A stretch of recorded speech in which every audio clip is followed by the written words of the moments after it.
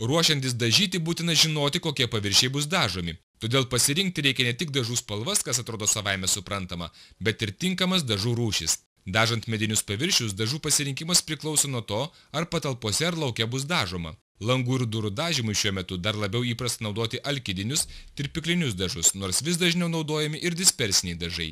Prekybos centruose galima rasti dispersinių dažų, kurie skirti specialiai langams ir durims. Jie yra tvirti, tačiau tokie dažai ne tirpikliniai, o vandeniniai. Dėl šios priežasties dažai yra daug geresni ekologijos požiūrių. Juos naudoti yra patogiau, nes jie beveik bekvapiai ir daug greičiau džiūsta. Jais puikiausiai galima dažyti net ir tada, kai patalpų vėdinimas yra apsunkintas, pavyzdžiui, rudenį ar žiemą. Be to ir vasarą daug maloniau ir sveikiau dažyti aštraus kvapo neturinčiais dažais, kurių džiūvimo laikas daug trumpesnis. Po valandos jie jau nelimpa, po keleto valandų galima dažyti antrą kartą.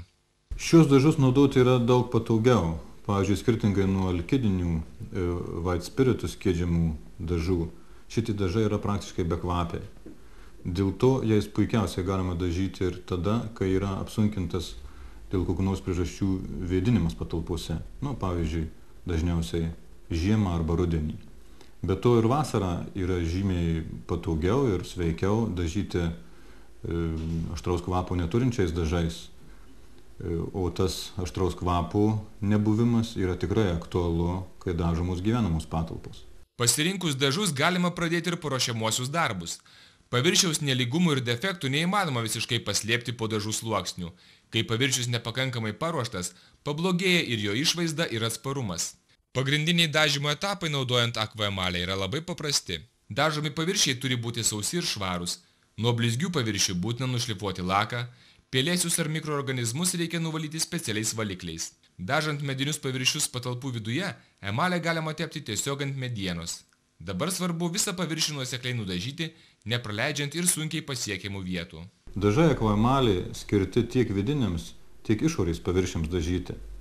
Bet norint gauti kuo geresnę ir ilgamžiškesnę dangą, išorės paviršiams mes siūlytume rinktis specialiai medienai lauke dažyti skirtus dažus, tai būtų Lux M dažai. Lux M dažai yra elastingesni ir geriau tinka lauko pusės paviršiams.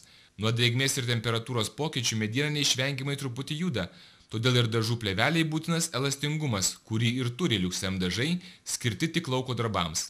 Atrodytų, kad yra nepatogu tą patį langą ar duris dažyti dviem skirtingų rūšių dažais, bet norint gauti gerą rezultatą, reikia dažyti taip. Ir tai ypač aktualu, kai dažomi paviršiai, kuriuos dažnai ir tiesiogiai veikia lietus ir saulė. Dažus Lux M galima tonuoti, taip išgaunant įvairias spalvas pagal spalvų paletę. Įmonė gamina ir spalvotų 6 spalvų dažus Lux M.